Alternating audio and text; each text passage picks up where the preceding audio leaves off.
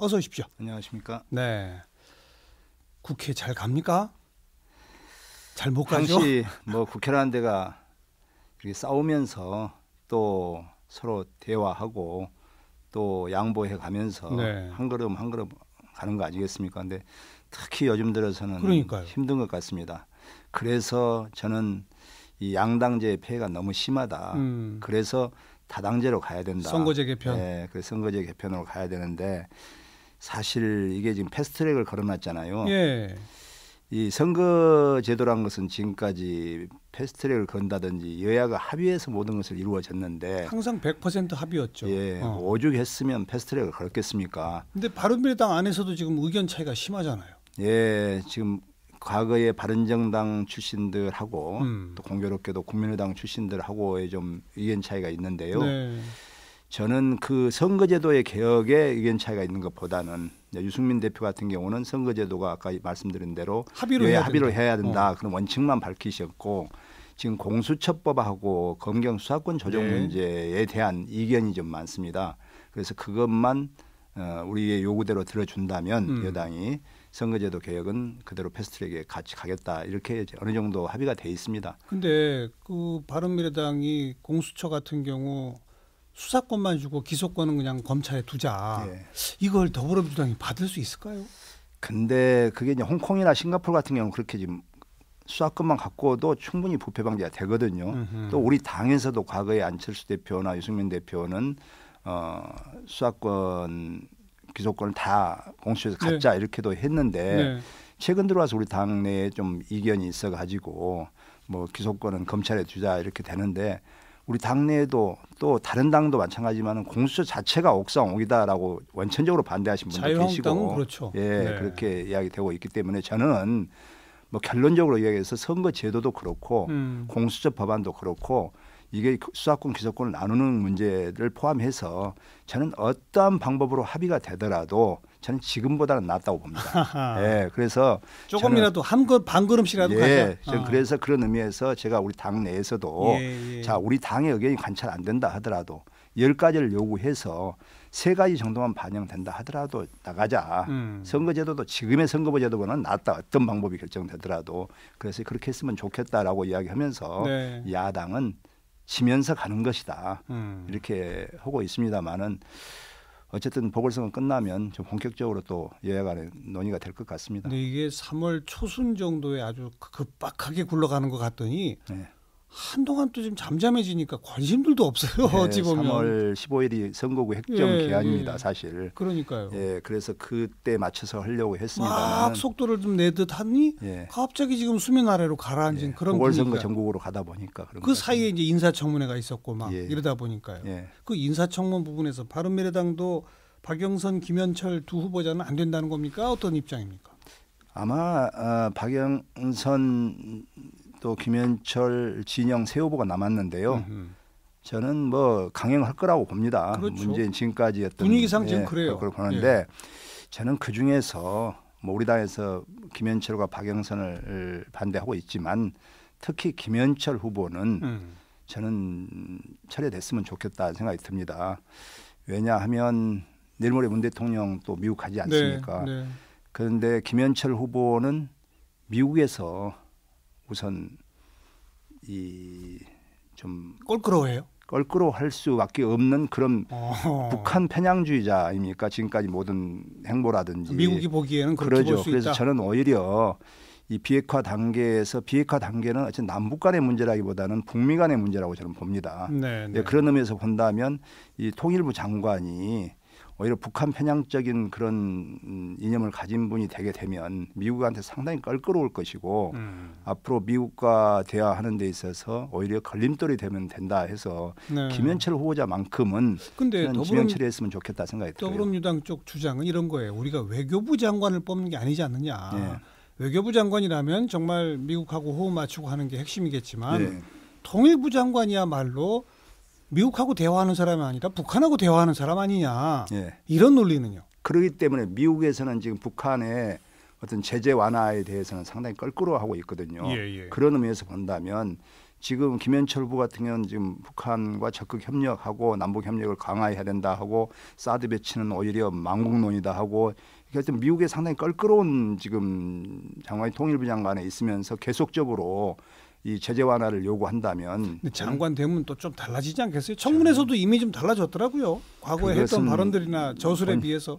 저는 그렇게 보지 않고 있습니다. 그리고 어쨌든 저는 남북 문제에 있어서는 북한과 미국과의 관계가 상당히 해결해야 될 것이 거의 90%라고 봅니다. 네, 그런 의미에서 본다면 김현철을 대통령이 임명하는 순간 미국하고 관계는 상당히 또 우려된다. 좀 냉각기로 가지 않겠냐 싶어서 대통령 방미를 앞둔 시점에서 이 김현철 후보자의 임명은 오히려 상당히 좀 관계 개선에 좋지 않을 것 같다 생각합니다. 7명 중에 이제 2명은 뭐 자진 사퇴, 지명 철회 형식으로 했고 지금까지 굴러온 분위기 sắc 상으로 봐서는 나머지 5명은 임명장 주려고 하는 것 같은데 네. 김현철 후보만큼은 특히나 한미 정상회담 앞두고 있으니 네. 재고해달라 이 말씀이군요. 그렇습니다. 예. 청와대 인사라인 조현옥 인사수석, 조국 민정수석 교체에 대해서는 어떻게 생각하세요? 저는 두 수석 중에 한 분 정도는 교체해야 된다고 봅니다. 지금 제가요 박근혜 정부 4년 동안 하고 문재인 정부 2년간 인사청문회를 한번 비교를 해봤어요. 예. 그랬더니 박근혜 때는 인사청문회를 99회를 했습니다. 근데 낙마하신 분이 10분이고 임명을 강행한 분이 10분이에요. 예. 4년 동안에 100번을 해가지고 99번을 해가지고요. 근데 문재인 정부 2년 동안에 인사청문회가 53번 했습니다. 거의 절반 정도 했는데 임명 강행이 벌써 10명이에요. 똑같아요. 그리고 낙마가 7분이 낙마했어요. 그렇게도 본다면 저는 이게 인사 검증이 이렇게 부실할 수가 있는가. 아니면 자기들 코드에 맞는 사람들만 이렇게 고르다 보니까 인재풀이 빈약한 거 아니냐. 저는 이렇게 생각을 하고 우리가 박근혜 정부를 그렇게 불통 정부라고 했는데 오히려 박근혜 정부보다 문재인 정부는 더한 거 아니냐. 저는 야당과 언론의 목소리를 좀 들어줬으면 좋겠다. 이런 데서 민심이 이제 슬슬 이반되는 거거든요. 그래서 지금 둘 중에 한 명은 그래서 누구요? 조국입니까? 조현옥입니까? 제가 여기서 누구라고 말씀드리기는 좀 그렇습니다만은 직접적인 어쨌든 제가 보기에는 문 대통령께서 조국 수석에 대해서는 상당히 신뢰를 하신 것 같아요. 개인적인 신뢰가 많고 특히 이 사법개혁 문제에 큰 힘을 실어주고 계신 것 같아요. 또 조현옥 인사수석에 대해서는 왜 그렇게 저는 사실상 대통령이 책임져야 될 문제를 대통령이 책임질 수 없지 않습니까? 그렇기 때문에 두 수석 중에서 저는 두 수석이 다 그만뒀으면 좋겠어요. 그리고 2년 됐으면요. 어느 정도 이제 바꿀 때도 됐다. 됐고 지금까지 2년의 어떤 평가했을 때 너무 낙하산 인사가 심해요. 이 정부 들어와서 캠코더 인사 소위. 그런 것에 대해서 전혀 청와대가 반성하는 게 없고 경제 정책에 있어서도 소득주의 성장이라고 하는 경제 정책에 대해서도 온 진보 보수 언론은 전부 모든 힘을 털어서 지금 경제 정책에 대해서 비판이 많은데 또 그런 부작용이 많이 나오고 있는데 경제팀은 교체하고 막 했잖아요. 그나마. 그런데도 지금 어쨌든 경제가 지수가 안 좋죠. 지표가 안 좋은데 이러면 좀 반성해보고 정책에 어떤 변화를 가져다 줘야 되는데 인사 문제에 있어서나 경제 정책의 어떤 정책의 문제에 있어서 전혀 변화가 없다는 것은 마이웨이 하겠다는 거 아니겠습니까? 이런 데에 대해서 국민들이 좀 식상해하시고 민심이 이반되고 있는 것이 보입니다. 눈에 띄게. 그래서 저는 정말 문재인 정부가 잘해 주기를 바랍니다. 그리고 남북 문제도 잘해 왔었습니다. 알겠습니다. 자유한국당은 김현철, 박영선 둘 다 안 된다.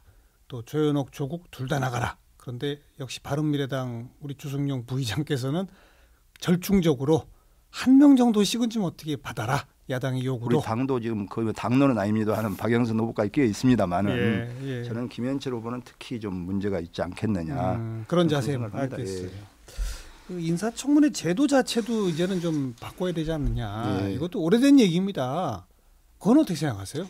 저는 정말 이렇게 야당이 반대를 하는데 이렇게 임명을 강행하는 것 자체가 이러려면 뭐더러 인사청문회 하겠느냐 해서 청문 보고서 채택이 안 되면 이게 임명을 대통령이 못할 수 있도록 국회의 동의를 받도록 하는 제도로 됐으면 좋겠어요. 장관까지도 그렇습니다. 모두 다 국회 동의를 받도록. 예.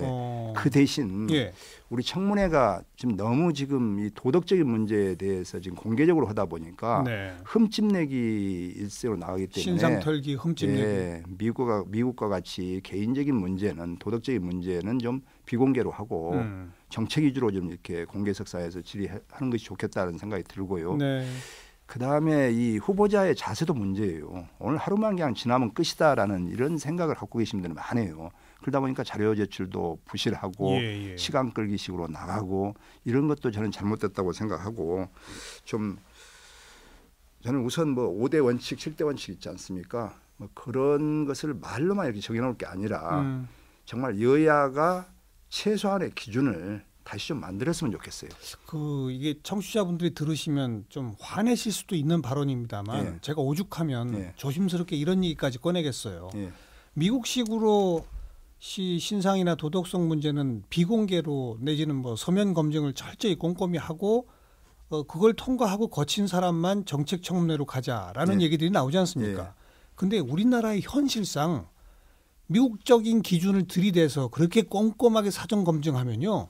정책 중심 청문회에 올라갈 사람이 없는 거 아닙니까? 뭐 그렇다고도 합니다. 아니 참 오죽하면 제가 이런 얘기를 꺼내나 싶기도 합니다만 한국 현실을 감안해서 지금 그 기준을 조금은 좀 느슨하게 해야 되는 거 아니에요? 오히려 반대로 우리 국민들은 더 엄격하게 할지 모르겠습니다만 참. 어차피 지키지도 못할 원칙 이것보다는 그래가지고 임명 강행하는 것보다는 여야가 최소한 이 정도가 돼 있으면 이런 사람 정도는 배제시켜야 되지 않겠냐라는 원칙을 여야가 좀 다시 한번 좀 기준을 마련했으면 좋겠다는 생각이 듭니다.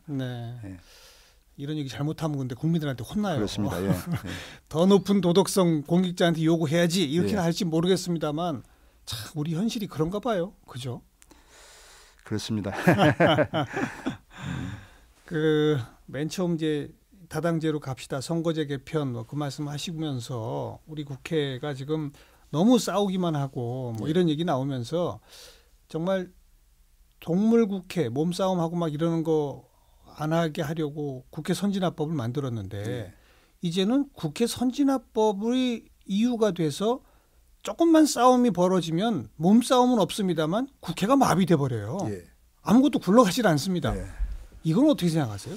저희들이 과거에는 거의 국회가 폭력 국회라 말 정도로 그게 이제 뭐 직권상정하고 막 이러다가 그래서 그런 것을 직권상정을 막기 위해서 2012년도에 선진화법을 도입했는데 오히려 그때는 이제 동물국회라 그랬는데 이게 이 선진화법 만들어 놓고 보니까 이제 아무것도 할 수가 없는 거예요. 이제 폭력을 쓰게 되면 그게 바로 이제 법 위반이 돼버리고 그러기 때문에 오히려 식물국회라는 말을 듣고 있고 이게 330일 동안 최장 패스트트랙을 걸 수가 있기 때문에 어떻게 보면 적절한 타이밍을 놓쳐버린 경우가 상당히 많습니다. 그리고 이 330일이라는 기간이 너무 길다라는 지적도 많이 나오고 있어서 다시 선진화법에 대한 좀 조정이 필요한 거 아니냐. 한 6개월 정도로 좀 조정을 했으면 좋겠다라는 그런 지금 안도 나오고 있고 그래서 참 이래도 문제 저래도 문제 사실 그런 것 같습니다. 그래서 저는 그래도 선진화법이 없는 것보다는 있는 게 낫다. 과거 같이 막 무조건 직권상정에서 통과시키고 날치기 하는 것보다는 그래도 이 시간을 정해서 그동안에 더 숙성을 시키고 또 그동안에 서로 합의 볼 수도 있고 협상을 강제하고 할 수 있기 때문에 협상이 어쨌든 330일 이내에는 해야 되기 때문에 마지막에는 본회의에 의결 상정을 해야 되기 때문에 저는 그 동안에 충분한 시간이 되는데 330일이라는 기간이 너무 길다. 그래서 한 6개월 정도 한 180일 정도로 좀 선진화법을 앞당겼으면 어찌겠느냐는 생각이 갖고 있습니다. 또 그 패스트트랙에 태우기 위한 조건, 그 조건은 조금 완화시킬 필요가 있습니까? 그건 여야가 쟁점으로 삼고 있는 개혁 입법, 소위 개혁 입법이라고 하는 것에 대해서 이게 타협이 안 될 경우에 이제 가는 것 아니겠습니까? 그렇기 때문에 저는 그것도 이제 상임위에서 3분의 2 이상의 동의를 받아서 올리기 때문에 어쨌든 다수의 의견이 패스트트랙을 태워지는 겁니다. 그러니까 그 조건은 그냥 그대로 두는 게 그대로 좋겠다. 주는 게 좋겠다고 생각합니다. 다만 기간만 좀 줄이자. 그랬으면 좋겠습니다. 네. 자, 국회의장, 부의장 중에 이제 의장이 되면은 일단은 이제 당적을 떠나지 않습니까? 하지만 부의장은 그냥 그대로 당적을 유지하는 거죠. 그렇습니다. 지금 우리 의장단의 이 역할이라고 할까? 여기서 부의장들의 역할은 뭡니까?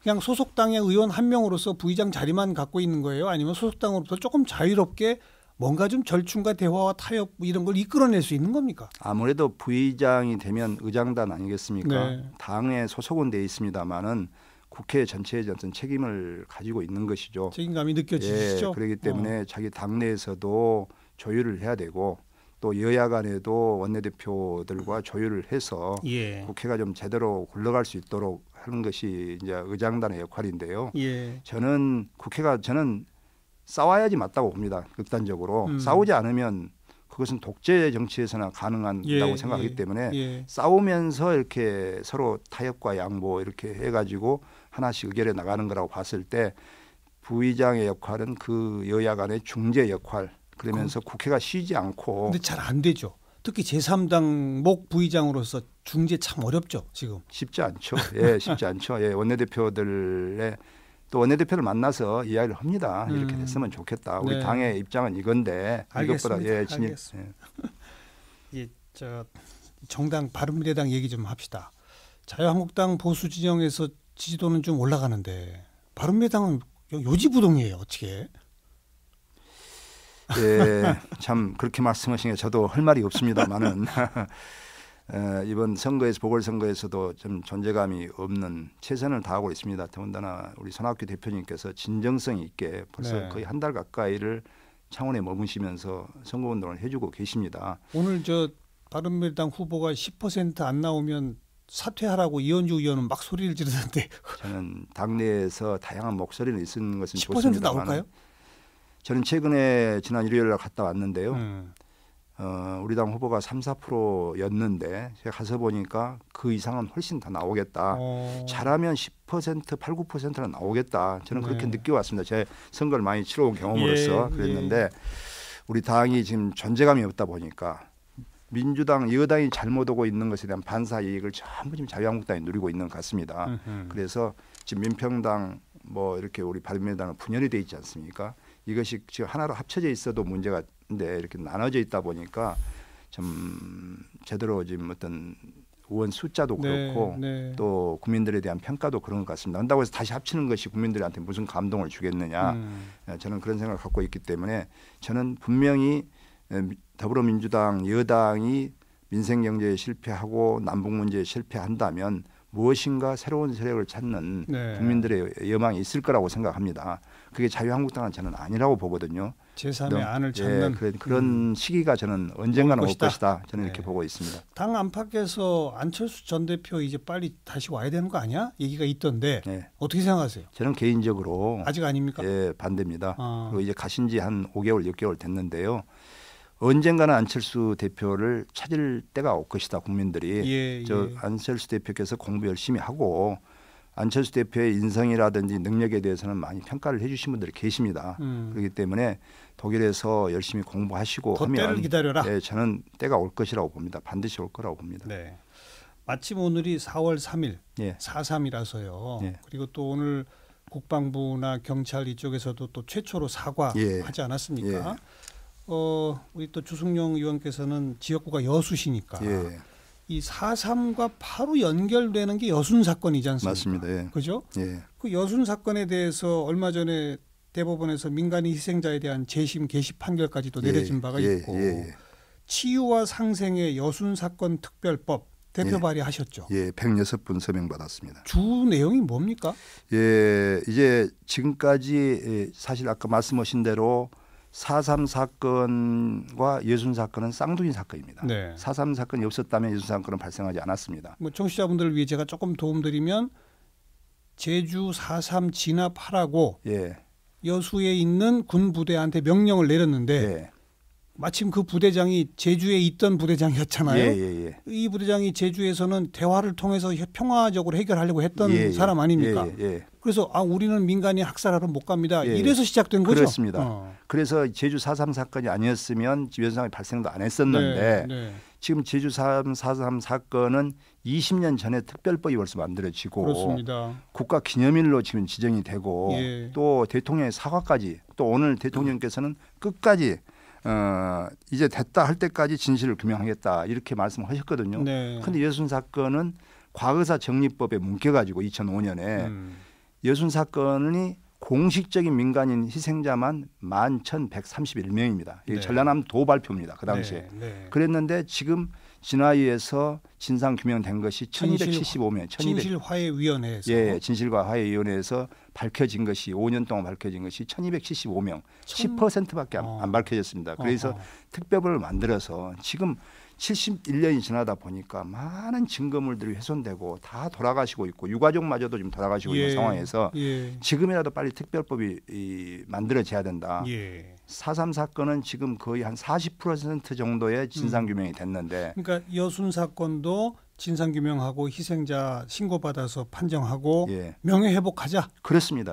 배상 보상까지도? 저희들은 배상 보상 빠져 있습니다. 아직은 아니고. 빠져 있고 어차피 지금 4.3 사건에 대한 배보상이 지금 논의되고 있기 때문에 저희들은 진상규명이 우선이다. 알겠습니다. 그렇게 지금 주장을 하고 있고. 이것도 16대 국회부터 국회에 법안이 왔는데 번번이 그냥 폐기된 거 아닙니까? 지금까지 4번이나 폐기가 됐는데 그것이 과거사 정리법 때문에 그렇습니다. 그리고 누가 반대해요 주로? 국방부가 그동안에 반대를 해왔거든요. 국방부는 민간인 희생한 적이 없다라고 했는데 그동안 문재인 정부 들어와서 좀 이제 국방부에서도 유감 표명을 하기 시작했고 또 이게 지금 여순 사건 특별법이 1년 동안 국방위원회가 해부되어 있었습니다. 이게 그 군부대에 대한 반란이다 그래가지고 그 당시에 그랬는데 노글리나 거창이나 다 군부대에 의해서 희생된 겁니다. 미군에 의해서 희생되고 그렇기 때문에 지금까지는 민주화 운동이라든지 민간인 학살 사건은 전부 다 행안위에서 다뤄져 왔습니다. 이제는 행안위로 갔나요? 이제 행안위로 왔습니다. 지난달에. 그래서 이제 이번 4월 국회에서 행안위에 정식으로 상정이 될 겁니다. 여순 4.3 특별법 같이 여순 사건도 빨리 좀 특별법이 만들어져서 그 70년 동안 한맺힌 유가족들 또 여수 시민들에 대한 명예회복이 좀 이루어졌으면 좋겠습니다. 여기까지 말씀을 듣도록 하겠습니다. 오늘 고맙습니다. 감사합니다. 네, 바른미래당의 국회 부의장 주승용 의원 함께 만났습니다.